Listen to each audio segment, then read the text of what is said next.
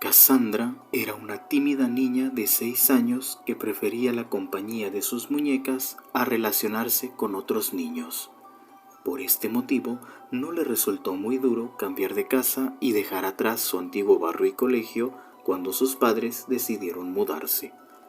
Sus padres estaban preocupados por el cambio, pero sabían que con el tiempo acabaría disfrutando de su nuevo hogar, una vieja mansión que tenía un gran jardín con un columpio, un tobogán e incluso una pequeña casita de madera en el árbol. La niña se acostumbró enseguida a su nuevo hogar, pero tener tanto espacio para jugar la volvió incluso más retraída y solitaria. Cassandra solía subir con sus muñecas a la casa del árbol y pasaba ahí varias horas hablando sola, según ella, con su amiga Ana. Los padres no le dieron mucha importancia, pues sabían que a esa edad eran comunes los amigos imaginarios. Las vacaciones de verano pronto acabarían y con el nuevo curso escolar harían nuevos amigos en clase. Los días pasaban y el comportamiento de la niña cada día era más extraño. Casi no hablaba con sus padres y aprovechaba cualquier momento para refugiarse en su casita del árbol. Los padres podían escucharla hablar durante horas con su amiga Ana, pero lo que más les preocupaba era que cada vez conciliaba peor el sueño. Hablaba dormida y parecía sufrir pesadillas, pues era habitual que entonara frases como «tengo frío», «no puedo ver» o «ayúdame». Una noche, la madre sintió pasos en el pasillo. Asustada, avisó a su marido, quien salió a ver y se encontró a Cassandra caminando sin rumbo. La niña parecía sonámbula y cuando su padre la llamó, se despertó totalmente aturdida y sin saber qué hacía de pie fuera de su habitación. Cada vez las incursiones nocturnas de Cassandra eran más atrevidas y se alejaba más de su cuarto. Sus padres tenían miedo de que la niña saliera a la calle, sola y por la noche, así que decidieron llevarla a una clínica del sueño en la que podrían monitorear sus hábitos del sueño para tratar su sonambulismo. Pero tras pasar 2 noches no se detectó nada extraño. De hecho, en ambas ocasiones, Cassandra durmió plácidamente toda la noche. El psicólogo tampoco ayudó mucho. Únicamente les confirmó lo que ellos ya sabían, que tenía una amiga imaginaria que se llamaba Ana y que tenía su misma edad. El psicólogo le restó importancia al hecho y les dijo que era relativamente frecuente, y más teniendo en cuenta que la niña prácticamente no tenía amistades. Les recomendó que pasaran más tiempo con ella y que trataran de relacionarla con más niños de su edad para que Cassandra fuera, poco a poco, olvidando a Ana y centrándose en sus amistades reales. Los padres siguieron al pie de la letra las indicaciones del psicólogo. Pasaban cada vez más tiempo con ella y le dejaban poco tiempo libre para que fuera a charlar con Ana en su casa del árbol. Pero eso no hizo más que empeorar su ataque de sonambulismo. Parecía como si el tiempo que ya no pasaba con su amiga imaginaria en el día lo compensara por la noche.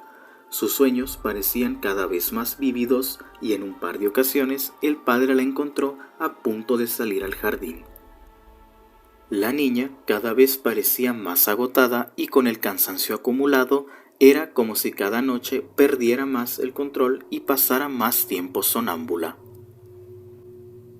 Una noche, el padre sintió como alguien bajaba la escalera. Al ver a su hija en la puerta de la casa, un frío le recorrió la espalda. Al contrario que en otras ocasiones, cuando llamó a Cassandra, la niña pareció ignorarle y solamente le dedicó una mirada fugaz antes de abrir la puerta y salir al jardín. Los ojos de su hija parecían otros. Era como si no la reconociera. Asustado, bajó las escaleras y salió corriendo detrás de ella mientras la niña avanzaba en dirección a la casita del árbol.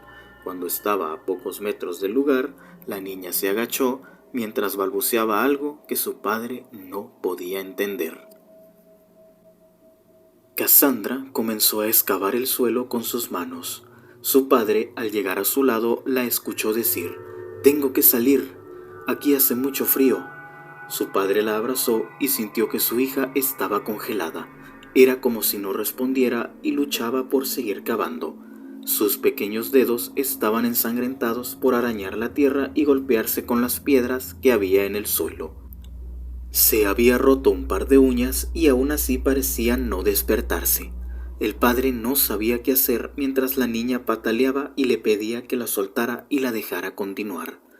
De pronto, como si se le encendiera una luz en la cabeza, el padre dejó de llamarla por su nombre y la llamó Ana. En ese momento, la niña se giró y dejó de luchar mientras se le quedó mirando. «Ana, ¿eres tú?», dijo el padre. La niña lo miró fijamente con unos ojitos que imploraban que la ayudasen. Un par de segundos después se desmayó. Al instante abrió nuevamente los ojos y esta vez Cassandra, con su propio cuerpo, miró asustada en todas direcciones, como intentando comprender en dónde estaba y por qué le dolían tanto las manos. Su padre la llevó dentro de casa, donde su madre se quedó limpiando las heridas.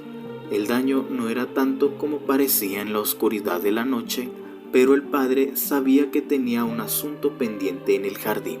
Así que mientras su hija se reponía con su mujer, bajó con una pala y una linterna. Al llegar al mismo lugar donde Cassandra había excavado, volvió a sentir un escalofrío. Pero no era momento de tener miedo.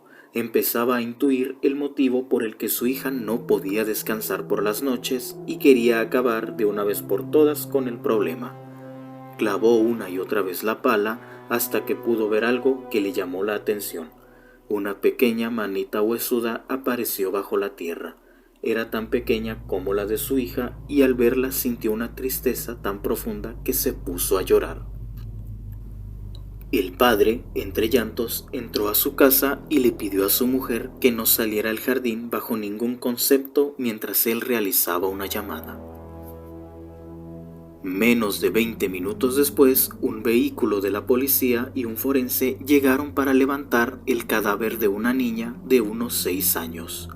Investigaciones posteriores demostraron que se trataba de Ana, una niña que había desaparecido hacía un par de años en uno de los pueblos cercanos.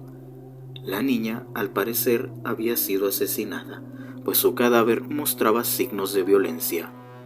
El anterior propietario de la casa la había enterrado en su jardín, sabiendo que nadie podría investigar en una propiedad privada sin una orden judicial.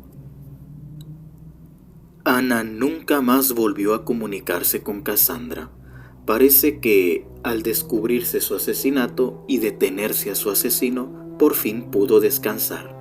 Pero Cassandra siempre guardará el escalofriante recuerdo de cuando hablaba con un espíritu que no podía descansar.